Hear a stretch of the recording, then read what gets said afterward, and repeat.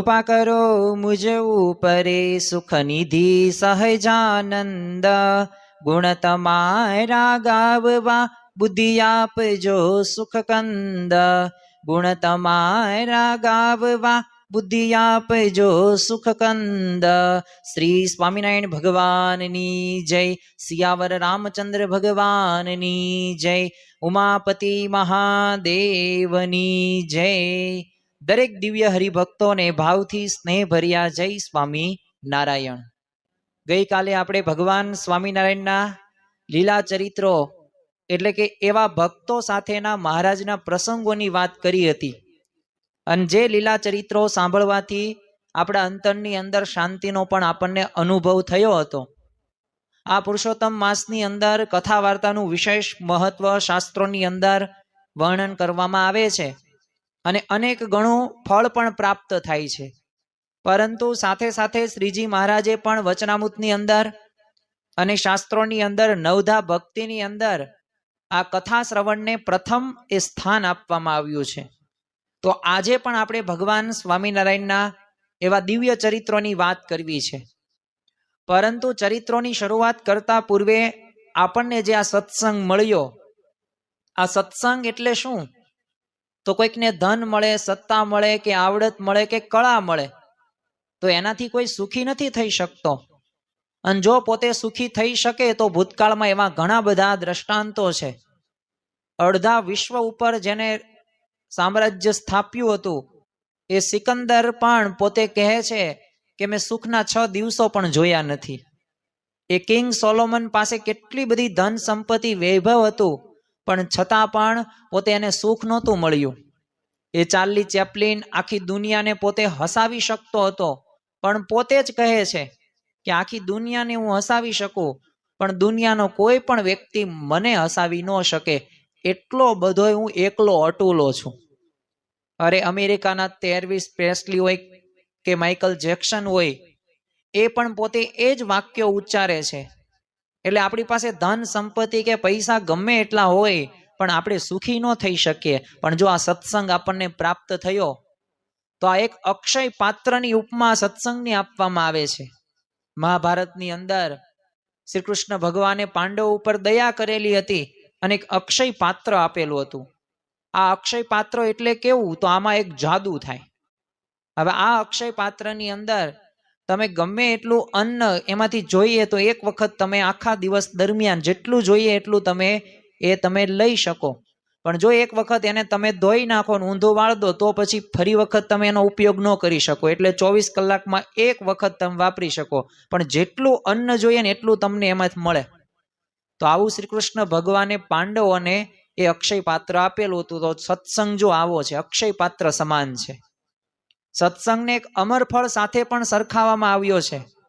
જો આજે આપણે સ્વામિનારાયણ ભગવાનના દિવ્ય ચરિત્રોની તો વાત કરવાના જ છીએ, અને આ પુરુષોત્તમ માસની અંદર 1 મહિના દરમિયાન ભગવાન સ્વામિનારાયણના દિવ્ય ચરિત્રો આપણે જોશું, અને એ પ્રસંગો સાંભળીને આપણા મન સ્થિર પણ થશે, અને હૃદયની અંદર એક ભગવાનની મૂર્તિનું પણ આપણે સુખ લઈ શકીશું, અને 8 પહોર આપણે આનંદમાં રહીશું। કારણ કે આપણા ભગવાનના ચરિત્રો સાંભળવાથી એ ઘણી બધી જીવને શાંતિ થાય છે। પણ એ પૂર્વે આ સત્સંગ એટલે અમર ફળ, એની પણ ઉપમા આપવામાં આવેલી છે। હવે અમર ફળ જે ખાય ને એ પોતે અમર થઈ જાય, અને સત્સંગને એની સાથે સાથે ચિંતામણી તુલ્ય પણ ગણવામાં આવે છે। હવે આ ચિંતામણી એટલે શું? તો જે તમે ચિંતવન કરો એ તમને બધુંય મળે। તમારે એમ તમે નક્કી કરો કે મને છે ને 1 કિલો સોનું મળી જાય, તો તરત હાજર થઈ જાય। તમને દાબેલી ખાવાનું મન થઈ જાય ને જમ્બો દાબેલી ખાવી હોય તો તરત સામે આવી જાય। તો જો જે ચિંતવન કરો એ તમને મળે, એમ સત્સંગમાં પણ આ જ શક્ય છે। પણ જો સત્સંગ સાચી રીતે કરવામાં આવે તો આજે આપણે એ જ પ્રસંગો જોવાના છીએ। શ્રીજી મહારાજે જ્યારે નીલકંઠ વર્ણી રૂપે કલ્યાણકારી વન વિચરણ કરતા હતા તો ત્યારે એમને આ ઉપદેશ આપેલો હતો। સાથે સત્સંગને કલ્પ વૃક્ષ સાથે પણ સરખાવવામાં આવે છે। હવે કલ્પ વૃક્ષ એટલે શું? તો જે તમે કલ્પના કરો એ તમને પ્રાપ્ત થાય, પણ એ વૃક્ષના નીચે તમે હોવા પડો। બસ આ બધાયને આ સારની અંદર કેવું હોય તો આ સત્સંગ રહ્યો ને એવો છે। અને ભગવાને પણ મહિમા એ કહ્યો છે સત્સંગનો, તો આપણે એવો સત્સંગ કરીએ છીએ. આ પુરુષોત્તમ માસની અંદર આપણે કથા શ્રવણ કરીએ છીએ ને, એ જ મોટામાં મોટી વાત કહી શકાય. દક્ષિણ ભારતના દ્રવિડ દેશની અંદર એક બ્રાહ્મણ હતો, આવું નામ એનું મગનીરામ. અને બાળપણથી જ તે એને એવી ધૂન કે ભગવાનના દર્શન કરવા છે. જો આ મગનીરામ નું નામ તો આપણે ઘણી વખત સંપ્રદાયની અંદર સાંભળ્યું છે, પણ કેટલું સાંભળ્યું હોય કે દેવી વાળો મગનીરામ, એનું જીવન પરિવર્તન કર્યું. કોણે કર્યું? શ્રીજી મહારાજે. અને મગનીરામમાંથી અદ્વૈતાનંદ સ્વામી બની ગયા. પણ એનો પૂર્વ વૃતાંત આપણને ખ્યાલ નહીં હોય. એ પોતે કેવી સાધના એને કરેલી હતી, કયા હેતુથી કરેલી હતી, અને મહારાજે કેવી રીતે પરિવર્તન કર્યું, તો એની વાત આપણને ખબર હોતી નથી. તો આજે આપણે એનું ચરિત્ર જોવાના છીએ. સાથે સાથે નીલકંઠ વર્ણી રૂપે એ વન વિચરણ કરેલું હતું, તો ત્યારે પણ એક સુવર્ણ સિદ્ધિની ઈચ્છા રાખનારો એક રાજાનું પણ પરિવર્તન નીલકંઠ વર્ણીએ કરેલું હતું. તો એનું પણ ચરિત્ર આજે આપણે સાંભળવાના છીએ. હવે આ મગનીરામ હતો ને, એને બાળપણથી જ તે એક જ વિચાર, એક જ ધ્યેય કે મારે છે ને ભગવાનના દર્શન કરવા. એટલે એના માટે એને ધર્મશાસ્ત્રનો અભ્યાસ શરૂ કર્યો. પણ એથી એને કઈ સંતોષ ન થયો. અને માણસને સંતોષ ન થાય એટલે નવું નવું ટ્રાય એ કરે જ છે. એટલે એને વિચાર કર્યો કે આપણે કોઈક છે ને દેવી દેવતાઓની કંઈક સાધના કરીએ, તપ કરીએ, એટલે જેથી છે ને ભગવાનના એ દર્શન થાય. એટલે એને તો ઘર બાર મેલીને પોતે નીકળી પડે છે. અને ફરતો ફરતો બંગાળ દેશની અંદર પોતે આવે છે. તે અહીંયા એને સાંભળવા મળેલું કે એક જગ્યાએ છે ને એક પંડિત રહે છે, અને એને દેવીની સાધના કરીને ઘણી બધી સિદ્ધિઓ એને મેળવેલી છે, અને દેવીને પ્રસન્ન પણ કરેલા છે.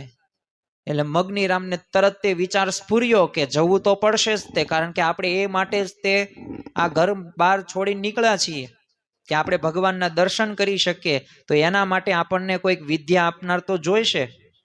એટલે જે જગ્યાએ એ જે પંડિત રહેતા હતા એ શોધતો આ મગનીરામ પોતે પંડિતની પાસે જાય છે. પણ પંડિત પણ દ્રવિડ દેશનો જ નીકળ્યા. હવે આજીવિકા માટે આ બંગાળ પ્રાંતની અંદર પોતે રહેતા હતા. પણ એને એક 16 વર્ષની એક કન્યા હતી, અને એ કન્યા માટે પોતે વર શોધતો હતો. પણ એ જે રીતે વરની પોતે અપેક્ષા રાખીને બેઠા હતા એવો વર મળતો નહોતો. અને એવામાં તે મગનીરામ એના આંગણાની અંદર આવી ઊભો. હવે મગનીરામ પણ પોતાના જેવો તે દ્રાવિડી બ્રાહ્મણ હતો, અને દેવીની સાધના વિધિ શીખવા માટે આવેલો. અને આ જાણીને પંડિત તો આનંદિત થઈ ગયા, અને એને તો આશા બંધાઈ ગઈ કે હવે દીકરીને છે ને લાયકનો વર મળી જશે. અને ખુશ થઈને તો મગનીરામને વિદ્યા શીખવવાનું શરૂ કરી દીધું. અને વિદ્યા તો કેવી વિદ્યા, એ ભગવાનને પામવાની નહીં, જંતર મંતરની બધી વિદ્યા શીખવાની શરૂ કરી દીધી. હવે આ મગનીરામને દેવી પ્રસન્ન કરવા હતા, એટલે એ તો પોતે પંડિત જે વિદ્યા શીખવે, અને પાછી વિદ્યા સામાન્ય નહીં હો, મંત્ર ભણીને માણસને મારવાની વિદ્યા, મોહ પમાડવાની વિદ્યા, અરે આગ લગાડવાની વિદ્યા, અને લીલા કુમળાને આમ સૂકવી નાખવાની વિદ્યા, અને ગમે તે સાજો હોય એ ગાંડો કરી નાખવાની વિદ્યા. તો આવી વિદ્યા રહીને એ મગનીરામા પંડિત પાસેથી શીખે છે. અને એવી પણ વિદ્યા એક શીખે છે કે ધન હોય તો કઈ રીતે આપણે પડાવી લઈએ અને એને ખબર ન પડે એમ. અને બધી વિદ્યા તો મગનીરામ શાંતિથી ભણે, વિદ્યાભ્યાસ શીખે. અને પણ એના મનની અંદર એક વિચાર સતત કે આનાથી છે ને ભગવાનના દર્શન થશે જ તે, અને ભગવાન મને મળશે જ તે. પંડિતે બધું હોશે હોશે બધું શીખ્યું, જેટલી વિદ્યા એની પાસે હતી એટલી મગનીરામને શીખવાડે છે. હવે મગનીરામ પણ આવી રીતના ગુરુ પાસે શીખીને હોશિયાર તો બની ગયો. પછી હવે વિદ્યાભ્યાસ પૂરો થઈ ગયો ને એટલે સ્વાભાવિક છે કે કોઈક એડમિશન આપણે લીધું હોય ને ધોરણ 10 ની અંદર, અને ધોરણ 10 ની પરીક્ષા પૂરી થઈ જાય તો ત્યાંથી આપણે એલસી તો લેવી જ પડે બીજી જગ્યાએ આપણે એડમિશન લેવા માટે. તો એમાં આને નક્કી કરીને હવે વિદ્યા તો પૂરી થઈ ગઈ છે, એટલે હવે મારે અહીંયા કઈ રહેવાની જરૂર નથી. એટલે ગુરુએ કીધું કે જા તો ભલે જા, પણ મારી કન્યાને તું પરણીને જા અને એને સાથે લઈ જા. તો મગનીરામ કે હું તો જીવનભર બ્રહ્મચારી રહેવા માંગુ છું, અને હું ક્યાં પરણવા માંગુ છું. હવે ગુરુને મનમાં થયું કે આ તો મેં એની આશાએ મેં તને વિદ્યા ભણાવી હતી. તેમ મગનીરામે કીધું કે ઈ ભલે તમે મને વિદ્યા ભણાવી, પણ ગુરુની દીકરી રહી ને મારી બહેન ગણાય, એટલે એને પરણવાનો મારાથી વિચાર પણ કરાય નહીં. અને ગુરુએ તો આવું સાંભળ્યું એટલે પોતે ધોવા પુવા થઈ જાય. કારણ કે જે આશાથી એને વિદ્યા ભણાવી હતી એ આશા ઉપર તો પાણી ફરી ગયું. પણ જો મગનીરામ પોતે અચળ હતા અને ગુરુ ગૃહ છોડીને એ પોતે ચાલી નીકળે છે અને પોતે જાય છે જગન્નાથપુરીની અંદર. મનમાં તો નવી વિદ્યાનો ફાંકો હતો, અને માણસના મનની અંદર થોડીક એવી સત્તા કે આવડત કે કળા આવી જાય ને એટલે સાહજિક રીતે એને અહંકાર આવે જ છે. અને એ અહંકારના એ મદની અંદર મઠોના વૈભવ એને જોયા, મહંતોના મોજ શોખ બધાય જોયા. તે મગનીરામને થયું કે હું પણ આવો વૈભવ માણું, એટલે મારી વિદ્યાનો જોર હું ધારું એ કરી શકું. અને એ વિચારથી પોતે એ ભગવાનના દર્શનની વાત તો ભૂલાઈ જાય છે. અને જે ઉદ્દેશથી પોતે ઘરનો ત્યાગ કરીને બહાર નીકળે છે અને દેવીને પ્રસન્ન કરેલા હતા એ તો સાઈડમાં બધું રહી જાય છે. અને પછી તો સિદ્ધ બનીને લોકોમાં માનપાન પામવાની એના અભરખા મનમાં વિચાર આવવા લાગ્યા. અને નક્કી જ કરી નાખ્યું કે બસ રાજા મહારાજાઓને વશ કરવું, ચેલાઓના ટોળા લઈને ફક્કડ થઈને ફરવું છે હવે તો. અને વિદ્યાના જોરે એણે તો કંઈકને માર્યા, કંઈકને ડાર્યા, અને એવો રૂઆબ ચલાવ્યો ને કે એની પાસે 1000 ચેલાઓનો કાફલો થઈ ગયો. અને રાજા મહારાજાનો ડરાવે, મઠપતિઓને ડરાવે. અને પાછું મગનીરામ કે જો આટલા રૂપિયા ધરી દો નકર અને ધોળી દાળ ને કાળી રોટલી. હવે આ ધોળી દાળ ને કાળી રોટલી એટલે શું? દૂધ પાક ને માલપુવા એ જમાડો, નહીં તો છે ને મંતરથી તમારું ગામ રૂ ને આખું બાળ નાખશું. વિદ્યા તો પોતે શીખેલા જ હતા, એટલે આવી રીતે ધમકી બધાને દે. આવી ધમકી સાંભળીને તો બધા ડરી જાય. અને મગનીરામ માગે એની આગળ જે હાજર હોય ને બધું કરવું જ પડે. હવે મગનીરામનો દેખાવ તો આવ બદલાઈ ગયો. અને ભગવાનની શોધમાં ઘેરથી નીકળેલો એ જિજ્ઞાસુ મગનીરામ હતો, એ ક્યાં અત્યારે ચીપિયા મારીને લોકોને ભયભીત કરતો અને નવું નામ ધારણ કર્યું, દેવી વાળો મગનીરામ. અને એને જોઈને બધા બીવે, ડરે. જો આના ઉપરથી આપણા જીવનની અંદર એક સિદ્ધાંત આપણે દ્રઢ કરવાનો છે કે જીવનમાં ગમે એટલી આવડત કે કળા કે ધન કે સંપત્તિ આવી જાય, પણ એ માન કે જ્ઞાન કે પદવી ગમે તે હોય ને એનાથી ક્યારેય કોઈ વ્યક્તિને અહિત કરવું ન જોઈએ. વિદ્યા કોને આપી? ભગવાને આપી. કારણ કે ભગવાન સર્વ કરતા હરતા છે, અને ભગવાનની મરજી વગર કોઈથી તરણું પણ હલાવ્યું હલતું નથી. પણ જો આપણા મનની અંદર કેવા વિચારો હોય છે કે ના હું કોઈકને બતાવી દઉં, મને માન સન્માન બધા આપવા પડે, એટલે એનાથી ઘણી બધી વખત આપણે અયોગ્ય પગલું પણ ભરીએ છીએ. તો આ દેવીવાળા મગનીરામે એવું જ કર્યું. ગળામાં ખોપરીની માળા જેવી માળા, અને માથે 1.5 હાથની જટા, અને હાથમાં લોઢાનું ત્રિશૂળ, બેવ ખભે જનોઈની પેઠે લોઢાની સાંકળો નાખેલી, અને લાલ ચોળ આંખો. અને એટલું જ નહીં, પોતે 2 હાથની અંદર એને જાડા જાડા કડાઈ તેને પહેરેલા, મોટો ચીપિયો હાથમાં રાખે. અને પાલખીમાં પોતે ચડવાનું, અને 4 ઘોડે સવારો પાલખીને આગળ ચાલે તો 4 પાછા પાછળ ચાલતા હોય, પાછો 9 ઊંટ પણ હોય. અને એવી મગનીરામની આમ ધાક થઈ ગઈ કે બધાય જોવે અને બીય જ જાય. આમ આખી આમ ફૌજ જતી ન હોય એવું બધાને લાગતું. અને એટલું જ નહીં, ઢાલ તલવાર બધાય ચીપિયા બધું હાથમાં રાખે. અને બીજા બધા સૈનિકોને એવા તેને 1-2 હજાર જેટલા તો એને ચીપિયા જેવા કહેવાય ને સ્વાભાવિક રીતે એના અંગરક્ષકો કરી નાખેલા. અને કોઈક જોવે ને એટલે તરત ડરી જ જાય. આવો દેવી વાળો મગનીરામ. હવે આ મગનીરામ એ સાધુઓની સેના લઈને ફરતો ફરતો દ્વારકા જવા પોતે નીકળેલો. તે રસ્તામાં ઠીક લાગે ને ત્યાં મુકામ કરે, અને બધા સાધુઓને ગામમાં ફરી વળે. અને ગામમાં જે મહંત હોય, રાજા હોય, એ બધા મગનીરામની સેવામાં હાજર એ થઈ જવાનું. અને જો ન થાય તો એનું મૃત્યુ પાક્કું. અને થોડીક પણ જો સેવામાં ચૂક થઈ જાય તો મગનીરામ એને તરત તે છે ને એના ભારે દંડ ફટકારે. અને દંડ કેવાય એ સમયની અંદર 4-4, 5-5 હજાર રૂપિયાના દંડ. અને પાછી ધમકી દે. અને ધમકી કેવી દે? જો આ પૈસા એટલા સમયની અંદર ન આપ્યા ને તો પથરાનો વરસાદ કરાવીશ, અને આ મારું શકોરું જો ઊંધું વાળીશ ને તો તમારું ગામ આખું પટન દટન થઈ જશે. અને ફૂંક મારીશું ને તો આખું ગામ તમારું બળી જશે.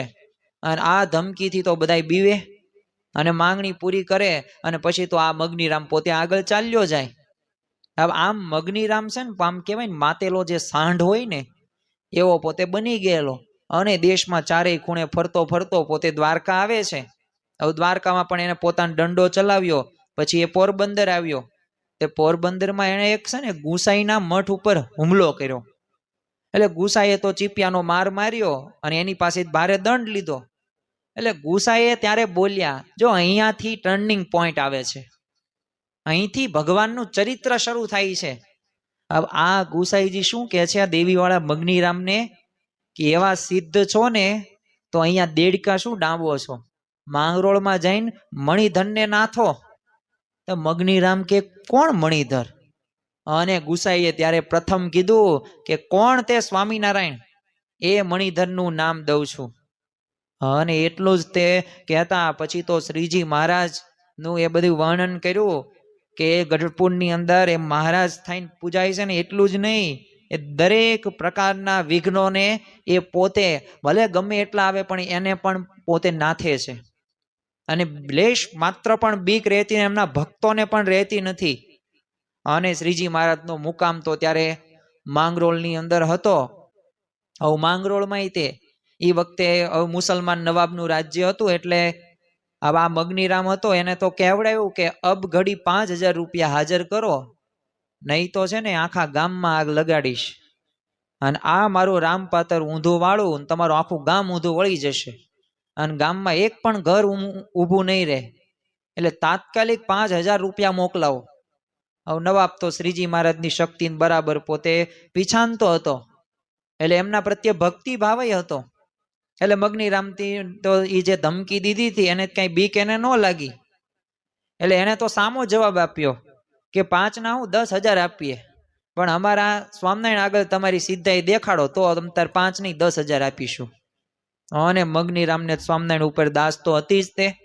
કારણ કે એ ગુસાઈ પણ ત્યારે બોલેલા કે અહીંયા દેડકા શું દાંબોસ, માંગરોળમાં જઈને મણિધરને નાથો તો સાચા તમે. એટલે મનની અંદર તો એના મનની અંદર રટણ હતું જ તે. એટલે ચીપિયો ખખડાવતો ખખડાવતો મહારાજ પાસે જાય છે અને પોતે કહે છે કે પાખંડ તમે ચલાવો છો, તમારામાં જો કંઈક સિદ્ધાય હોય દેખાડો. એ મહારાજ તો પોતે શાંત અને સ્વસ્થ રહ્યા. અને એમણે કીધું કે અમારામાં સિદ્ધાઈ કેવી, અમે તો લોકોને સન્માર્ગે સારા માર્ગે ચાલવાનો ઉપદેશ આપીએ છીએ અને અમે કઈ પાખંડ કઈ ચલાવતા નથી. એટલે મહારાજની નમ્રતા અને વિનય વિવેકીનો ઘમંડી મગનીરામ હતો એને જુદો અર્થ કર્યો. અને એ સમજો કે આ તો સાવ સાધારણ છે, હમણાં મને ભાઈ બાપા કરવા માંડશે અને હમણાં પગે લાગી જશે. એટલે એને તો રૂઆપ કરીને શું કીધું, જો હું તમારો 10,000 રૂપિયા દંડ એ કરું છું, હમણાં ને હમણાં તમે દંડ ભરી દો, નહીં તો તમારી ખેર નથી. અને હું જે તે નથી, દેવી વાળો મગનીરામ છું, કોઈ સામાન્ય વ્યક્તિ નથી.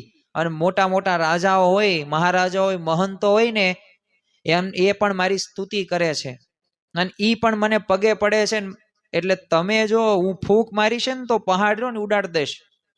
અરે પાણી ઉપર પછેડી પાથરીને પ્રવાસ કરું છું અને આગમાંથી કોરો બહાર નીકળું છું અને ભોયરામાં પૂરી તાળું મારો ને તોય હું બહાર આવી જાઉં, એવી મારામાં સિદ્ધાઈ છે. હું દેવી વાળો મગનીરામ છું. જો અહંકાર માણસના જીવનની અંદર એ ભગવાન સામે પણ વિવેક શીખવતો નથી. એટલે જ સુપ્રિટેન્ડન્ટ પ્રકૃતિ એ માન છે, દેહાભિમાન છે. અને એ દેહાભિમાનને આપણા જીવનમાંથી આપણે તિલાંજલિ આપવાની. આ દેવી વાળો મગનીરામમાં એટલો બધો અહંકાર ભરેલો હતો કે પોતે જે રીતે એને ઘર બાર છોડવાનો નક્કી કરેલું હતું, કયા સંકલ્પથી કયા ધ્યેયથી એ પણ ભૂલી ગયેલો. અરે એને દેવીની જે સાધના કરી એ શા માટે કરી હતી ને તો એ પણ હેતુ એને વિસરાઈ ગયેલો હતો. મૂળ કારણ એક જ તે કે એનામાં રહેલો અહંકાર, એનામાં રહેલું માન. એટલે એ તો પોતે કહી દીધું ભગવાનની તે 10,000 રૂપિયા અત્યારે ને અત્યારે હાજર કરો અને તમારી જો સિદ્ધાઈ હોય તો કહો. એટલે મહારાજે કીધું જો રૂપિયા અમારી પાસે હોય નહીં, પણ તમારે અનાજ કે પાણી જોઈતું હોય તો આપીએ, કારણ કે અહીંયા તો સદાવ્રત તમે ખોલેલું છે. એટલે આવા પૈસા તો હોય નહીં. અને આ સાંભળીને તો મગનીરામના ગુસ્સાને પાર ન રહ્યો અને પાછું કહે કે શું તમે મને સદાવ્રત ખાનારા સમજો છો? હું કોણ? દેવી વાળો મગનીરામ છું અને હું તમને જોઈ લઈશ. દેવી મને હાજરા હજુર છે. તોય મહારાજ તો શાંતિથી શું કહે છે કે તો તમારી એ દેવીને પણ મોકલજો. અને મગનીરામ તો પોતાના મુકામે આવ્યો અને કહી દીધું એ પૂર્વે કે તો પછી એમ જ થશે. અને નાઈ ધોઈને દેવીની આરાધના કરવા પોતે બેસી જાય છે અને મંત્ર ભણે છે, હોમ હવન કરે છે, દેવીનું આહવાન કરે છે અને પ્રાર્થના કરે છે કે આ સ્વામિનારાયણ આજે મને સદાવ્રત્યો કહીને મારું અપમાન કર્યું છે અને ખરેખર જો તમે બધાય તે આ બધા સાધુઓને ઉચકીને દરિયામાં નાખી દો, કારણ કે હું 1 2 નહીં 3 કહું ને એટલામાં કામ થવું જોઈએ, નહીં તો તારી કઈ આબરૂ નહીં રહે. આવું તો દેવી આગળ મગનીરામ બોલવા લાગ્યો. તો તરત દેવીએ જવાબ આપ્યો કે મગનીરામ, તું તો હવે મને હુકમ કરતો થઈ ગયો, પણ તારા હુકમ પ્રમાણે હું ન ચાલું તો હું ફટ. અને મગનીરામે પોતાની ભૂલ એને સમજાણી અને પોતે નરમ થઈને કહે છે એવું નથી, પણ હું તમારો સેવક છું, હુકમ કરવાનો નહીં પરંતુ વિનંતી કરવાનો તો મને હક છે ને. કારણ કે મને ઓલા સ્વામિનારાયણ મને સદાવ્રત્યો કહીને મારું અપમાન કરેલું છે અને મેં ઘણા બધા મંત્રો તંત્રો એ ઉચ્ચાર્યા પણ કઈ અસર જ થઈ નથી. એટલે આવી વાત કરી ત્યારે દેવીએ કીધું કે જો તું જેમ મારો સેવક છું ને અને હું તારી માલિક છું ને એમ એ પણ એ માલિક છે અને આપણે બધા તાબેદારો છીએ, એટલે એમ તારે માનવાનું છે. અને ત્યારે મગનીરામ કે એ તો તદ્દન વાત રહી ને, તમે નવી મન કીધી. હું તો એમ સમજતો હતો તમે જ મોટા છો એટલે જ મેં સાધના તમારી કરેલી હતી.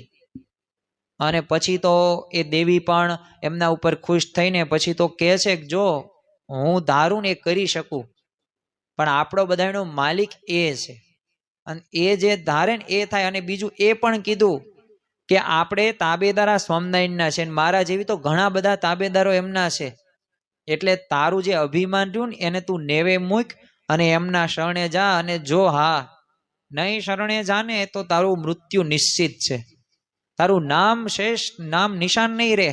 ગમે એટલી સિદ્ધાઈ ભલે તારામાં છે પણ કઈ નહીં થાય. હવે આ સાંભળીને તો મગનીરામ તો પોતે ફફડી ગયો. હવે એને તો અત્યાર લગીને બીજાઓને ડાયરા થા એટલે ડરના માતે એકમાત્ર સાચી શક્તિ માનેલી હતી, એટલે એ ડર અત્યારે જ્યારે એની જ સામે આવી ઊભો ત્યારે તો પોતે ફફડી જાય છે અને કહે છો તો હવે હું કરું શું? ત્યારે દેવીએ કીધું કે જો તું શા માટે ઘર છોડીને નીકળો તો એ થોડુંક યાદ કર. તારે ભગવાનના દર્શન કરવા થા ને એટલા માટે તે પંડિતની કન્યા નહીં પરણવાની ના પાડેલી હતી અને ત્યાં તું ચાલી નીકળ્યો હતો. અને આ તું પાછો વૈભવમાં લપટાણો અને આ થોડીક સિદ્ધિ તારા હાથમાં આવી ગઈ, તું ભાન ભૂલી ગયો અને અભિમાની બની ગયો અને તારામાં વિનય વિવેક પણ રહ્યો નથી અત્યારે. અને દયા માયા બધું ભૂલી ગયો ને આખો લોભી બની ગયો, ક્રૂર બની ગયો છું, હિંસક બની ગયો છું. અને મગનીરામે પોતાના પતનનો ખ્યાલ આવતા એકદમ 2 હાથ જોડીને આંખો દાબીને કીધું કે તો હવે હતું એ શું થઈ ગયું, તો હવે શું હું કરું? અને પોતે નરમ થઈને કહે છે. અને ત્યારે દેવીએ કીધું કે જો તારે તારું બાળપણનું એ સ્વપ્ન પાર પાડવું હોય ને તો નમ્રતા ધારણ કરીને સ્વામિનારાયણના પગમાં પડજે અને એમનો દાસ થઈને રહેજે, તો તારું કલ્યાણ થશે. અને મગનીરામે દેવીને પગે પડીને કીધું કે મને આશીર્વાદ આપો. અને પછી તો દેવી તથાસ્તુ કહીને પોતે અદ્રશ્ય થઈ જાય. પણ મગનીરામને એ બાળપણના એ દિવસો યાદ આવ્યા, એનું એ સ્વપ્ન યાદ આવ્યું અને કેમ એને ઘરનો ત્યાગ કર્યો હતો ને બધું એને યાદ આવે છે. અને તરત તે પોતે એને બહુ પસ્તાવો થયો પ્રથમ તો, અને આખી રાત જાગીને પોતે પ્રાર્થના કર્યો કે મને સદબુદ્ધિ કાયમ માટે રહો, મારામાં અહંકાર ન આવે. અને પોતે સવાર થઈને શ્રીજી મહારાજના આશ્રમમાં પોતે પહોંચી જાય છે. ત્યાં જ જોયું તો સંતો તો કોઈ ધ્યાનમાં, કોઈ પૂજાની અંદર. તો મગનીરામમાં તો હવે એટલી બધી આમ નમ્રતા આવી ગયેલી હતી, દાસ ભાવ આવી ગયો હતો, એટલે એક સંતોને એને દંડવત પ્રણામ કર્યા. અને એક ખૂણે એઠા વાસણનો ઢગલો એને દેખાણો તો કોઈને કીધું નહીં. અને આ મગનીરામે બધા વાસણો હતા ને માંજી નાખ્યા. પછી તો વાસીદોય વાળીને સાફ સુથરી જગ્યા કરી નાખીને પછી મહારાજના દર્શન કરવા માટે જાય. હવે મહારાજ તો પાટ ઉપર વિરાજમાન હતા. અને મગનીરામ તો કેટલી વાર સુધી એમના ચરણની અંદર દંડવટ કરે છે અને આંખોમાંથી આંસુ જ નીકળે છે અને કહે છે કે મહારાજ હવે આપનું શરણું છોડીને ક્યાંય જવું નથી. તો મહારાજ હસીને કહે છે કે મગનીરામ, તમે તો અમારાનો દંડ કર્યો હતો કે દંડ વસૂલ કરવો નથી તમારે 10,000 રૂપિયા નથી લેવા? તો મગનીરામ કે મને આપ છે ને શરમાવશો નહીં, મારે દંડ ભરવો છે, કૃપા કરીને મને દીક્ષા આપો, આપનો દાસ બનાવો. મારે એ કાંઈ એમ ત્યારે તો હું અભિમાની હતો અને મહારાજે તોય મગનીરામને કીધું કે જો મારા સાધુઓ ભેગું તમને કેવી રીતે ફાવશે મગનીરામ, કારણ કે આ બધા સાધુઓ તો નિર્માની છે, દાસ ભાવે વર્તે છે અને માન અભિમાન હોય ને એ વગર આ જીવી શકતા નથી તમે તો, અને તમારો તો ઘમંડ એ જ ખોરાક છે. અને આ બધા સાધુઓ તો નિર્માનીપણે વર્તે છે. અને ખરેખર શ્રીજી મહારાજના એ સંતો પરમહંસોની આપણને વિશેષતા ખ્યાલ છે કે પોતે એ રસકસ વગરનું જમતા, શ્રીજી મહારાજના એકે એક પ્રકરણોની અંદરથી પોતે પસાર થયેલા હતા. અને એટલું જ નહીં, ભગવાનને એવો એ પ્રસન્ન કરેલા હતા. એ સદગુરુ બ્રહ્માનંદ સ્વામી, તમે વિચાર કરો, પોતે કવિ લાડુદાનજી હતા ને એમાંથી બ્રહ્માનંદ સ્વામી પોતે બને છે. પોતે પિંગળ વિદ્યાચાર્ય હતા, શતાવધાની હતા. અને એટલું જ નહીં, ખરેખરી સિદ્ધા એમનામાંથી શતાવધાની પોતે હતા. પણ છતાં પણ જો બધુંય મૂકીને એ ભગવાનના શરણું ગ્રહણ કરે છે. અને મહારાજે એક વખત તો એક ખાલી અડધો ફૂટ થોડુંક કંતાન પણ વધુ ન આપ્યું. બ્રહ્માનંદ સ્વામી તો હૃષ્ટપૃષ્ટ હતા. એટલે બ્રહ્માનંદ સ્વામી તો ઉપર નીચે જોવા લાગ્યા. તો મહારાજ કે શું જોવો છો? એક તમે આ એક થોડુંક મને પૂરતું કાપડ પણ નથી આપતા, કંતા નહીં નથી આપતા, અને તમે મારા શરીર સામે તો જોવો. તો મહારાજ કે નિયમ એ નિયમ જ તે, પણ તમે આજુબાજુ કેમ જોવસ? અને બ્રહ્માનંદ સ્વામી કહે છે કે આ દુનિયાના કોઈ ખૂણે જો ભગવાન હોત ને તો હું ત્યાં જતો રહેત. અને ત્યારે મહારાજ પ્રસન્ન થઈને પછી તો જોઈએ એટલું કંતાની આપે છે. પણ કહેવાનું શું છે, પોતાનું આટલી બધી સત્તા, શક્તિ, વૈભવ, કળા, આવડત હોવા છતાં પણ નિર્માનીપણે પોતે વર્તી શકતા હતા. એટલે આવા શ્રીજી મહારાજના સંતો પરમહંસો હતા. એટલે આવી વાત મહારાજે કરી કે આ બધા તો નિર્માનીપણે વર્તે છે ને તમારો ખોરાક જ ઘમંડ છે ને તમે અભિમાની છો. તે મગનીરામ કે એ ખોરાક હતો પણ હવે નથી. તે મહારાજે કીધું નથી, તમારે આ જટા છે ને ઉતરાવીને ચોકમાં નાખો અને મારા સંતો એના પર પગ દઈને ચાલશે. તે મગનીરામે કીધું કે મારા એવા નસીબ ક્યાંથી મારી જટા પર સંતોના પગમાં પગલા પડે, અને મારા માથા ઉપર કેમ નથી પડતા, મારી છાતી ઉપર કેમ નથી પડતા? જો રાજાને જેવી મૂછ વાલી હોય ને એમ સાધુ હોય ને એને જટા વાલી હોય.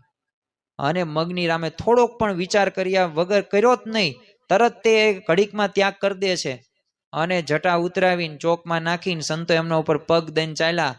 અને મગનીરામે પોતાને ભાગ્યશાળી માનતા. હવે આ પરીક્ષામાં તો મગનીરામ પાસ થઈ જાય છે, પણ હજી પરીક્ષા પૂરી નહોતી થઈ.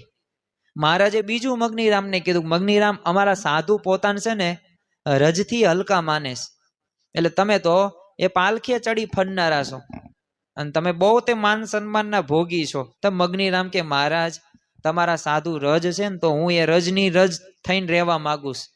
જો મહારાજને આ દાસભાવ ગમે છે. તો મહારાજે કીધું કે એમ તો આ બધા સાધુઓના જે પગરખા પડ્યા છે ને એ બધાય માથે મૂકીને સાધુઓની છે ને 5 વાર પ્રદક્ષિણા કરો, આ આજ્ઞા છે. અને મગનીરામ તો દોડતા ગયા અને સાધુઓના પગરખાનું પોટલું બાંધીને માથે મૂકીને 5 વાર સાધુઓને પ્રદક્ષિણા કરી. અને પ્રદક્ષિણા કરતા કરતા મનમાં પાછું પ્રાર્થના કરે કે પ્રભુ આ સાધુઓ જેવી મારામાં નમ્રતા આવે, તિતિક્ષા આવે, શ્રદ્ધા આવે, અને આ સાધુઓના ચરણ રજનો હંમેશા મારા મસ્તક ઉપર અભિષેક થયા કરજો. હવે આ પરીક્ષામાં તે મગનીરામ પાસ થઈ જાય છે. અને હવે છેલ્લી પરીક્ષા હતી. મહારાજે કીધું કે મગનીરામ તમારે જમવા રોજ મેવાન મીઠાઈઓનો થાળ જોઈએ છે, એનું શું? તમે આમ નિર્માનીપણે જ થયા પણ ખાવા પીવામાં તમે તનકારા છો, તમે સારું ખાવ છો, તો એનું કંઈક કરવું પડે ને. અને અમારા સાધુનો જો કંઈ સ્વાદ હોય જ નહીં, રસકસ વગરનું જમેશ, એટલે અમારે સાધુ થવું એ તમને કેમ ફાવશે? અને સાધુ થયા પછી પસ્તાવો થશે હું આ ક્યાં આમાં ભરાયણો. તે મગનીરામ કે મહારાજ હવે તો તમે મને એ ઘાણીએ ઘાલીને પી લો તોય હું છે ને અઠવાનો નથી. હવે આ પરીક્ષામાં તે મગનીરામ પોતે પાસ થઈ જાય છે અને પછી મહારાજ એ મગનીરામને દીક્ષા આપે છે અને અદ્વૈતાનંદ એ સ્વામી એવું નામ આપ્યું. અને એટલામાં તો મગનીરામના એ હજારો બધા ચેલાઓ હતા, એ બધું શોર બકોર કરતા આવી પહોંચ્યા. મગનીરામ, તું તો ગાંડો નથી થયો ને? આ શું કરે? ચચકી ગયું છે શું? તો મગનીરામે બધા એ શિષ્યો હતા, ચેલાઓને તે ઉપદેશ આપી દીધો, ચસકી જ ગયું છે અને તમારું પણ એમ ચસકી જાય તો સારું. અને ખરેખર મગનીરામના શબ્દો સાંભળીને કેટલાકનું તો ત્યાં ને ત્યાં એવું ચસકી ગયું કે મગનીરામને જોડે એ બધાય મહારાજની સેવામાં રહી ગયા અને બાકીના બીજા જેને જ્યાં ઠીક લાગ્યું ત્યાં પોતે ભાગી ગયા. અને મગનીરામનો એક નવો અવતાર પામીને એ પછી મગનીરામ જ પોતે રાજી થાય છે, કારણ કે એ જે લક્ષ્ય સાથે, હેતુ સાથે ઘર છોડેલું હતું એ હેતુ એને સિદ્ધ થયો. ભગવાનના દર્શનય થયા, ભગવાનની પરીક્ષામાં પાસ પણ થયો.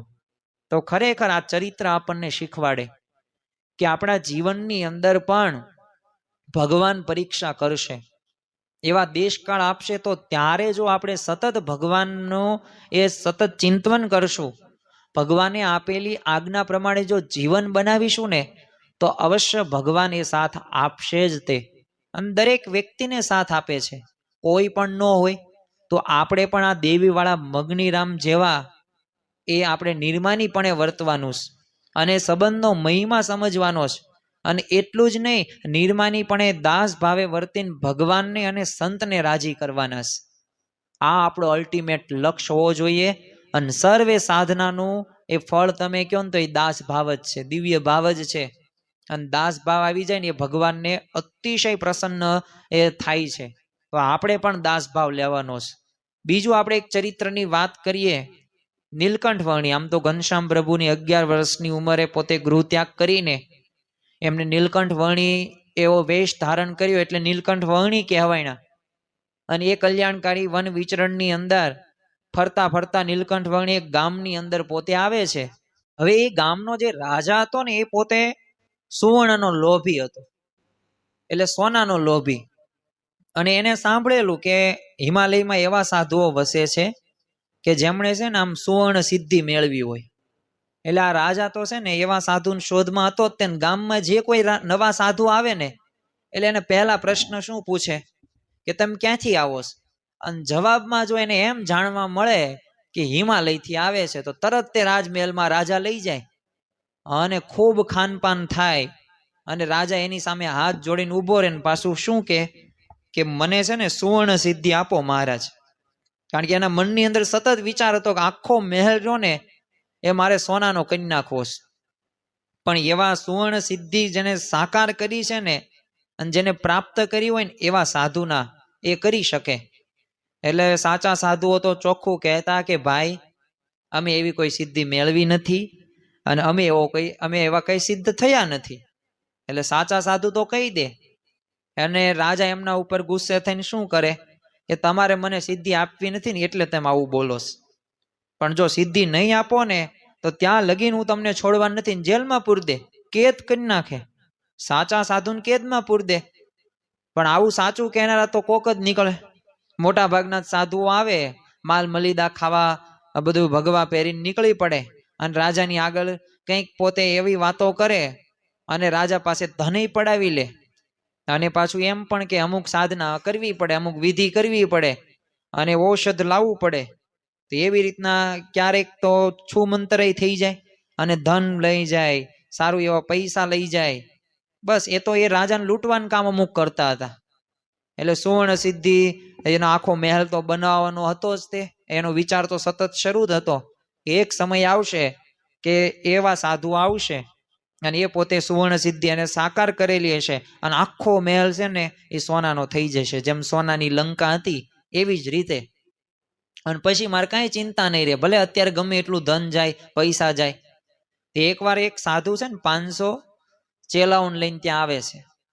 એટલે ચેલાઓએ રાજાને આગળ પોતાના ગુરુની બધી બડાઈઓ હતી એ શરૂ કરી દીધી કે અમારા ગુરુ તો મહાયોગી છે, એમની ઉંમર 1140 વર્ષની છે અને કાલિદાસ કવિ એમને ખોળામાં રમાડતા અને એમને 700 વર્ષ હિમાલયમાં તપશ્ચર્યા કરીશ અને 100 વર્ષ આબુ પહાડ ઉપર, 200 વર્ષ ગિરનાર ઉપર તપસ્યા કરીશ અને જમીન ઉપર રહેવું તેમને પસંદ જ નથી. અને આમ જમીનની અંદર છે ને ભોયરું કરીને પોતે રહેશે. રાજા તો આ બધું સાંભળીને આશ્ચર્યચકિત થઈ જાય. માણસને ચમત્કાર અતિશય પ્રિય છે. ચમત્કાર હોય ને એટલે સ્વાભાવિક રીતે નમસ્કાર ત્યાં ઓટોમેટિક થઈ જ જાય. એટલે રાજા પ્રભાવિત થઈ ગયો એટલે તરત તે મહાયોગીને પગમાં પડીને પ્રાર્થના કરી કે તમે અહીંયા જ રહો. હવે કેટલું કર્યું ને ત્યારે યોગીએ પછી તો રાજાની અરજ માન્ય કરી અને એમના શિષ્યોએ યોગી માટે એક ફક્કડ ભોયરું તૈયાર કરેલું. અને યોગીરાજ તો એ ભોયરામાં રહે અને માત્ર એક જ શિષ્યને ભોયરામ જવાઈને છૂટ. અને એ સિવાય કોઈ એમને મળી ન શકે, રાજા પણ ન મળી શકે. અને પાછું વિશેષતા કઈ તો વર્ષમાં માત્ર એક જ વખત શરદ પૂર્ણિમાએ આ યોગીરાજ પોતે ભોયરામાં બહાર આવે અને એ વખતે હજારો માણસો એમના દર્શન કરવા માટે ભેગા થાય અને જય ઘોષ કરે અને રાજા પણ એ જ વખતે એમને મળી શકે. એટલે યોગીરાજના તો શિષ્યોએ રાજાને કીધું કે આવી રીતે 10 વર્ષ ભોયરામ તપસ્યા કરીને યોગીરાજ રાજાને આશીર્વાદ આપશે અને આશીર્વાદ મળશે એટલે તમને સુવર્ણ સિદ્ધિ પ્રાપ્ત થઈ જશે. એટલે પછી રાજા માત્ર સંકલ્પ કરીને કોઈ પણ વસ્તુને સુવર્ણમાં ફેરવી શકશે. એટલે આવી બધી આશા રાજાને બંધાણી કે વાત તો સાચી છે, કારણ કે આવા તપસ્વી યોગી છે એટલે આ ધારે તે કરી શકે, એટલે આપણે 10 વર્ષની ધીરજ રાખીએ. અને આ તો રાજા પોતે યોગીની પાછળ અઢળક ધન ખર્ચે, કારણ કે ખબર હતી ભલે અત્યારે ધન જાય પણ 10 વર્ષ પછી હું ધારીશ ને એ બધું સોનાનું થઈ જશે. અને યોગીના 500 બધા ચેલાઓ હતા, રોજ મિષ્ઠાન પોતે ઉડાવતા મોજ કરે. હવે આવી રીતે છે ને 4 વર્ષ તો વીતી જાય. 10 વર્ષનો સમય આપવામાં આવેલો હતો અને એવામાં તે નીલકંઠ વર્ણી આ ગામની અંદર પ્રવેશ કરે છે અને હવે ભગવાનનું ચરિત્ર શરૂ થાય છે. જો ભગવાન ચરિત્રો કરે ને, આ ચરિત્રોની અંદર કંઈક મર્મ હોય, કંઈક સમજણની વાતો હોય. આપણા જીવનની અંદર ડગલે ને પગલે આ સમજણની જરૂર પડવાની જ છે. કોઈકના ઘરે આર્થિક રીતે કંઈક પૈસાની ભીંસ હોય, તંગી હોય, પણ જો આ વ્યક્તિઓના મન એક હોય ને, જો સમજણ હોય ને તો એ ભીંસમાં પણ પોતે બહાર આવી શકે છે. કોઈ પણ ક્ષેત્રની અંદર કોઈ પણ વ્યક્તિ એ નિષ્ફળ જાય કે સફળ જાય, પણ જો એના મનની અંદર જો સમજણ હોય ને તો અવશ્ય પોતે સુખી રહી શકે છે ને રહી જ શકે છે. કારણ કે સંત સુખી સંસાર મેં, રાજા ભી દુખિયા, રંક ભી દુખિયા, ધનપતિ દુખિત વિકાર મેં, વિના વિવેક બેક સબ દુખિયા, જૂઠો તન અહંકાર મેં. એ સંત કહેતા સમજણ વાળા, એ પછી ગૃહસ્થ હોય કે ત્યાગી હોય, પણ જેના જીવનમાં સમજણ હોય ને એ પોતે સુખી રહી શકે છે. અને જો નીલકંઠ વર્ણી આવી જ રીતે બધી જગ્યાએ સમજણો જ આપેલી, અને સમજણો રહીને એના જ તે સિંધુઓ તે વહેતી નદીઓ કરેલી હતી. એટલે નીલકંઠ વર્ણી આ ગામની અંદર આવે છે. 4 વર્ષથી તો આ 500 ચેલાઓ હતા અને મહાયોગી પોતે રાજાનું ધન તો બધું પડાવતા જ હતા, મોજ મજાના આનંદ જ કરતા હતા. એટલે હિમાલયથી આવે ને એટલે રાજા તો તરત તે એના કાન ચમક્યા કે ઓહો હિમાલયથી આવે તો નક્કી આમને સુવર્ણ સિદ્ધિનો જે મંત્ર રહ્યો ને એ સિદ્ધ કરેલો હશે. અને પ્રાર્થના કરતા નિયમ પ્રમાણે જે પણ હિમાલયથી આવે એમને આ જ વાત કરે કે મને તમે સુવર્ણ સિદ્ધિ મંત્ર આપો. એટલે નીલકંઠ વર્ણી તો તરત સમજી ગયા કે આ રાજા છે ને સુવર્ણ કરીને ગાંડો થઈ ગયો છે. એટલે ધીરે ધીરે તેણે રાજાની પાસેથી છે ને ભોયરાવાળા યોગીરાજની વાત જાણી લીધી અને પછી કીધું જો રાજા, હું તને સુવર્ણ સિદ્ધિ મંત્ર આપું અને એ મંત્રથી તું એ સોનું પણ કરી શકીશ, પણ જે ઓલા યોગીરાજ રહ્યા ને એ બહાર ભોયરામાં આવે ને ત્યારે ઘણા બધા માણસો દર્શન કરવા ભેગા થાય છે કે નથી થતા? રાજા મહારાજ કે હજારોની સંખ્યામાં ભેગા થાય છે. તે નીલકંઠ વર્ણીએ ટપકું મૂકીને કીધું કે જો આ બધા લોકો એને પગે લાગે અને એની જે પોકાર છે એ થાય છે કે નથી થતી આમ એના અવાજ, તો રાજા કે એ તો કેવી આકાશ ફાટી જાય ને એવી ગર્જના થાય છે અને એટલા પોકારો થાય જ છે ને બધાય. એટલે ત્યારે નીલકંઠ વર્ણીએ કીધું કે જો તું એક મારી વાત માનીશ ને તો હું તને સુવર્ણ સિદ્ધિ મંત્ર દેખાડીશ, અને ઈ તું સુવર્ણ સિદ્ધિ મંત્ર બોલીશ તો તારી જે ઈચ્છા છે ને આખો મહેલ આખો આમ સોનાનો બનાવવો છે અને બધું સોનાનું કરી નાખવું છે એ થશે. રાજા તો ખુશ થઈ ગયો. લાલો લાભે દોડે. માણસના જીવનમાં લાભ કંઈક ભાળે ને એટલે માણસ તરત ત્યાં દોડે. અને એવો દોડે ને તો પોતાના દેહનું કે સંબંધીઓની પણ પરવા કર્યા વગર એ દોડે જ છે, આપણે જોઈએ છે. તેમ રાજા તો ખુશ થઈ ગયો અને કીધું જરૂર માનીશ, જો તમે મને સુવર્ણ સિદ્ધિ દેખાડો, મંત્ર આપો તો તમે કયો એમ હું કરીશ જ, તે ફરમાવો તમતાર. નીલકંઠ વર્ણી કે પહેલા તો છે ને ઓલા યોગીરાજના જે 500 ચેલાઓ છે ને એ ગામમાં તગડી મૂકો. તે રાજા કે અત્યારે જ તે? નીલકંઠ વર્ણી કે હા અત્યારે જ તે. તરત રાજાએ હુકમ કર્યો અને બધા તે 400-500 જે ચેલાઓ હતા એ ગામમાંથી તગડી મૂકવામાં આવે છે. પછી નીલકંઠ વર્ણીએ કીધું કે રાજા કાલે છે ને શરદ પૂનમ છે અને આ યોગીરાજ ને કાલે ભોંયરામાં લોકોના દર્શન દેવા માટે બહાર પધારશે, સાચી વાત ને? તો રાજા કે હા, એક વર્ષે શરદ પૂનમના દિવસે જ બહાર આવે, બાકી આવે નહીં. એ તો પોતે મહિમા એને હતો જ, તે ચેલાઓએ ફિટ કરી નાખેલો હતો. તે કીધું કે જો હા આવશે ને તો એ વખતે છે ને એક પણ માણસે એમના દર્શન કરવા માટે જવાનું નથી, એવો ઢીંઢેરો પીટવી દો, અને તમારે પણ દર્શન કરવા માટે નથી જવાનું. અને રાજાએ તે પ્રમાણે હુકમ કરી દીધો. અને બીજા દિવસે યોગીરાજને ભોયરામાં બહાર નીકળવાનો વખત થયો. હવે યોગીરાજ તો પોતે રાહ જોઈ રહ્યા હતા કે હમણાં રાજા આવશે, મને પગે લાગશે, ધામધૂમથી મને બહાર લઈ જશે. પણ ન કોઈ રાજા દેખાણો, ન કોઈ ચેલો દેખાણો. અને યોગીરાજને તો એવો આઘાત લાગ્યો, આમ હૈયું કાઠું કરીને જેમ તેમ બહાર આવ્યો. પણ જોયું ને ત્યાં તો કોઈ નગારા નહીં, ઢોલ નહીં, વાજા નહીં, ગુલાલ નહીં, ફૂલ નહીં, આરતી નહીં, મિષ્ઠાનો નહીં, કાંઈ દેખાણું નહીં. અને કોઈ કાંઈ પોકારતું નહોતું જયનાથ. અને તરત તે આ પોતે આઘાત એવો લાગ્યો ને, એવી છાતીમાં ગભરામણ થઈને ધબ દઈને એ પડી જાય છે. અને થોડી જ વારની અંદર એનું જે પ્રાણ પંખેરું હતું ને એ ઉડી ગયું. અને બહુ વાર પછી રાજાએ પછી તો નોકરને તપાસ કરવા મોકલા. એટલે ત્યારે બીના બધું જાણવા મળ્યું. તો રાજાથી બોલાઈ ગયું કે આ સુવર્ણ સિદ્ધિની સાધના અધૂરી રહી ગઈ. આ તો 4, 4.5, 5 વર્ષ થયા, આમાં કેમ આમ યોગીરાજ કેમ મૃત્યુ પામ્યા? તે નીલકંઠ વર્ણીએ કીધું કે સુવર્ણ સિદ્ધિની નહીં, સ્વાર્થ સિદ્ધિની સાધના અધૂરી રહી. અને યોગીરાજ તો સમજતા હતા, તે યોગી નહોતો, તે તો માનનો ભૂખ્યો હતો. અને નીલકંઠ વર્ણીએ વાત કરી કે માન ખાઈને પોતે જીવતો હતો. એ દર વર્ષે તમે એ પૂનમના દિવસે જે જયકાર થતો હતો ને, મોઢે વાહ વાહ થતી હતી ને, એ એના માટે ખોરાક હતો. અને એ 12 મહિના ભોયરામ પોતે રહી શકતો હતો, એ એની આશાએ કરીને રહેતો. અને એને કંઈ યોગ સિદ્ધ કર્યો નહોતો. એને તો માવા જે મેવા હોય, મિષ્ઠાનો હોય, મીઠાઈઓ હોય, એ બધી ત્યાં પડી રહેતી હતી. અને એ જે ચેલા હતો ને એક, એ દર્શન કરવા જાય અને છાના માના બધું લઈ જતો. એટલે કંઈ એને ત્યાગ કરેલો નહોતો. એ તો માન ખાઈને પોતે જીવતો હતો. એટલે એ પોતે મૃત્યુ પામ્યો. તો રાજા કે નીલકંઠ વર્ણીને કે આ બધા એના ચેલાઓ તો એમ કહેતા કે અમારા ગુરુ તો 1140 વર્ષના છે અને મૃત્યુ પણ એમને જીતી લીધું છે. તો નીલકંઠ વર્ણી હસીને કહે છે કે જો એમના ગુરુ 1140 વર્ષથી જીવતા હતા તો 1141 વર્ષ જીવવાનો એમને શું વાંધો આવ્યો? અને મૃત્યુના એટલા બધા વર્ષ હટાવી શકાયું તો વધારે કેમ ન હટાવી શકાયું નહીં? તો રાજાએ તો કીધું કે શિષ્યો કહે કે અમારા ગુરુ મહાન હઠયોગી છે, એટલે પ્રાણ રુધિન સમાધિમાં ચાલી જાય છે, એટલે મૃત્યુ એમને પકડી ન શકે.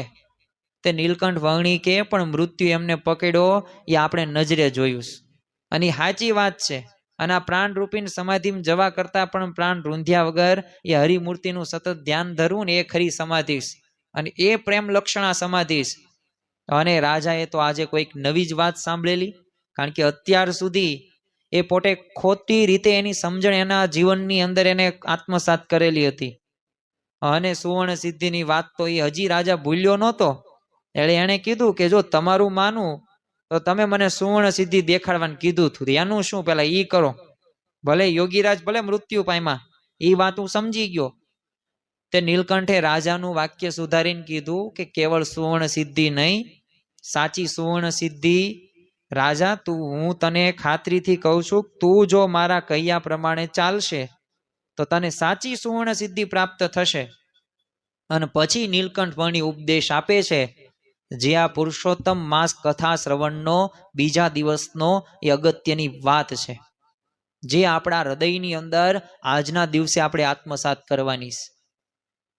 ત્યારે નીલકંઠ વર્ણી એ આ રાજાને કહે છે, પણ એક રાજાને નથી કહેતા, મનુષ્ય માત્ર દરેકને કહે છે કે મનુષ્ય દેહ મોંઘો છે, સુવર્ણથી નહીં મોંઘો છે.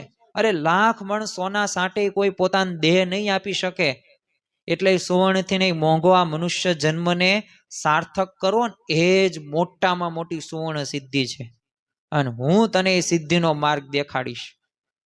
એટલે પૂર્વ જન્મના તો પુણ્ય તો રાજાના અંતરમાં આ વાત પછી તો વસી ગઈ. એટલે હાથ જોડીને કીધું, મહારાજ હું તમારો શિષ્ય ને તમે મારા ગુરુ, મને તમે માર્ગ દેખાડો, રસ્તો બતાવો. અને નીલકંઠ વર્ણી પ્રસન્ન થઈને કહે છે કે પહેલું તો એ જે તે કેદ કરેલા બધા જે સાચા સાધુઓ છે ને એને તું છોડી દે. એટલે રાજાએ તો તરત તે એ છોડી દીધા, અને જે નીલકંઠ વર્ણીએ કીધું એમ કર્યું. અને પછી નીલકંઠ વર્ણીએ કીધું કે જો તું માફી મારી માગે છો એ બરોબર છે, પણ એ સાધુઓને પણ માફી માગજે. અને એમ જ તે રાજાએ પણ કર્યું. અને હવે નીલકંઠ વર્ણી કહે છે કે જો હું એ જ તને કહેવાનો હતો કે હૈયાની પાટી પર મારા શબ્દો લખી રાખજે કે સત્સંગ જેવું કોઈ મૂલ્યવાન મોતી નથી, સત્સંગ જેવું કોઈ અમર ફળ નથી, સત્સંગ જેવું કોઈ કલ્પ વૃક્ષ નથી, અને સત્સંગ જેવું કોઈ અક્ષય પાત્ર નથી. એટલે સદા સત્સંગી રહેજે અને ભગવાન ઉપર દ્રઢ ભરોસો રાખીને જીવન જીવજે, તો તારું અને તારી પ્રજાનું પણ કલ્યાણ એ થશે. અને જે આજની પુરુષોત્તમ માસનું કથા શ્રવણથી આપણે શરૂઆત કરેલી હતી, એ અક્ષય પાત્ર બરાબર સત્સંગ, એ અમર ફળ બરાબર સત્સંગ, અરે કલ્પ વૃક્ષ બરાબર સત્સંગ, ચિંતામણી બરાબર એ સત્સંગ, પારસ મણી સમાન બરાબર સત્સંગ ની ઉપમા આપવામાં આવી છે. અને પછી તો આ રાજાએ નીલકંઠ વર્ણીના એ આશીર્વચનો સાંભળ્યા એટલે શબ્દોની તો ખૂબ અસર થઈ ગઈ. અને એને નક્કી કરી નાખ્યું કે ખરેખર સત્સંગ સત્સંગ સત્સંગ એ સુખી થવાની એ જ ચાવી છે, અને સુખી કરવાની એ જ ચાવી છે, અને એ જ સાચી એ સુવર્ણ સિદ્ધિ છે. અને જે મનમાં એનો જે મોહ હતો સોના પ્રત્યે એ પણ ઉડી જાય છે. અને આનંદના આવેશની અંદર એ નીલકંઠના પગમાં ઢળી પડ્યો અને કહે છે કે મને સુવર્ણ સિદ્ધિ મળી ગઈ, આજે જગતમાં મારા જેવો તવંગર કોઈ નથી. અને ખરેખર આ પ્રકારની એ ભાવના એના હૃદયમાંથી ઉમટી પડી ત્યારે નીલકંઠ વર્ણી પણ ત્યારે પ્રસન્ન થાય છે. પરંતુ ખરેખર આજે જે આપણે બે વાત કરી, પ્રથમ તો દેવી વાળો મગનીરામ, આ મગનીરામનું આખું જીવન પરિવર્તન શ્રીજી મહારાજે કર્યું. આવા તો ઘણા બધા ભક્તોનું સંતોનું જીવન પરિવર્તન મહારાજે કર્યું છે. તો જો આપણું પણ થાય, પણ આપણે ભગવાનના માર્ગે ભગવાનના વચન પ્રમાણે જો જીવન જીવીએ ને તો આપણું પણ પરિવર્તન થાય. હવે આપણે તો એટલા બધા પાપી નથી, આપણે તો એટલા બધા કુકર્મો કર્યા નથી. હા, કંઈક સ્વભાવ આપણામાં છે, કોઈકને કામનો છે, ક્રોધનો છે, કોઈકને લોભનો છે, કોઈકને વાસના છે, કોઈકને વિષયોમાં આસક્તિ છે. તો એમાં તો આપણે નિર્મૂળ થઈ શકીએ અને ભગવાનને ગમતા થઈ શકીએ. અત્યારે જે આપણે છેલ્લે વાત કરી એ જ સુવર્ણના મોહની અંદર પામતો એ રાજા, એને સાચી સુવર્ણ સિદ્ધિ ક્યારે મળી કે જ્યારે શ્રીજી મહારાજે નીલકંઠ વર્ણીએ જે ઉપદેશ આપ્યો કે સત્સંગ કરજે, અને આ મનુષ્ય દેહ મોંઘો છે, દુર્લભો માનુષો દેહો, દુર્લભ એવો આ મનુષ્ય દેહ છે, અને આ મનુષ્ય દેહમાંથી આપણે અવિનાશી ફળ પ્રાપ્ત કરવાનું છે. અલ્ટિમેટ આપણો એ જ લક્ષ્ય છે કે આપણે ભગવાનને પામવા છે, આપણે ભગવાનની ભક્તિ કરવી છે. તો એ માટે આપણા જીવનની અંદર આ વાતને આપણે દ્રઢ કરીને રાખવાની છે. તો આજના દિવસે આપણે મહારાજ સ્વામીના ચરણોમાં પ્રાર્થના કરીએ. આમ તો ગઈકાલે તો આપણે ઘણા બધા ચરિત્રો જોયા હતા, પણ આજે આપણે બે જ ખાલી ચરિત્રોની વાત કરી છે. પણ આ બે ચરિત્રો આપણને ઘણી બધી પ્રેરણા આપે છે. આવતીકાલે પણ વિશેષ એવા ચરિત્રોની વાતો કરવાના જ છીએ. અને આ પુરુષોત્તમ માસ કથા શ્રવણની અંદર આપણે ભગવાન સ્વામિનારાયણના એ આપણે ભક્ત હોય કે ન હોય, પણ આપણને ઘણા બધા ચરિત્રોમાંથી શાંતિનો અનુભવ થશે. આમ તો દરેક શબ્દો રહ્યા ને એ દરેક શબ્દોની કંઈક જીવમાં વૃદ્ધિ થાય છે, અને જીવ પછી બળને પણ પામે છે, અને આધ્યાત્મિક એવી સાધના પણ એ કરે જ છે ને થાય જ છે. જેમ ખેતરની અંદર બીજ તમે નાખી દો ને પછી જોવા ન જવાનું હોય, રાત્રે તમે દૂધની અંદર એક ટીપું છાશનું નાખી દો ને પછી આખી રાત કંઈ જોવાનું ન હોય કે દહીં ક્યારે થશે ક્યારે થશે. એ સમય થાય ને ત્યારે દહીં થઈ જ જાય. એ સમય થાય ને ત્યારે પાક રહ્યો ને બીજ એ ઉગે ઉગે ને ઉગે જ તે. તો એમ આપણે પણ આવા ચરિત્રો જો આપણા હૃદયની અંદર મનની અંદર જો આપણે ઇન્સ્ટોલ કર્યા હશે તો ભગવાન પ્રોસેસ કરાવશે, ભગવાન એવી સમજણ આપશે. અને ભગવાન જ સર્વ કરતા હરતા છે, આપણે તો નિમિત્ત માત્ર છે. હું કથા વાર્તા એ સ્વાભાવિક રીતે કરું છું, તમે સાંભળો છો. આપણે સૌ કોઈ એક સાથે મળીને આપણા જીવનની અંદર એક સાચી દિશામાં આપણે આગળ વધીએ. આ અધિક માસ દરમિયાન તો છે જ તે, પણ આખા વર્ષ દરમિયાન જીવન પર્યંત સુધી એ આવા ચરિત્રોનું આપણે આચમન કરીએ.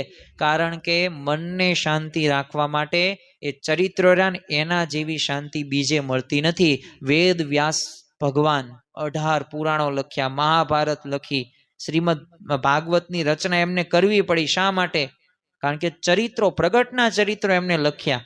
અને નારદજીએ કહ્યું કે અને એમનું મન અશાંત રહેતું હતું, પણ જો ભાગવતની રચના કરી 12 સ્કંદના ચરિત્રો આપણે જોઈએ ત્યારે પણ આપણને શાંતિનો અનુભવ થાય છે.